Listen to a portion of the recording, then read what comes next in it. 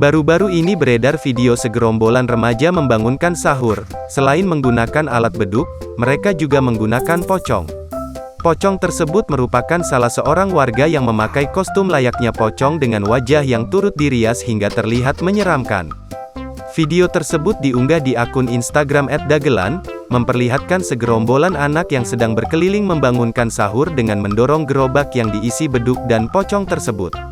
Hal lucu yang menjadi sorotan dalam video adalah terlihat sang pocong diarak di atas gerobak tak sengaja terbentur dengan genteng salah satu rumah warga. Warganet yang melihat video itu langsung membanjiri kolom komentar. Mereka menuliskan beragam komentar kocak.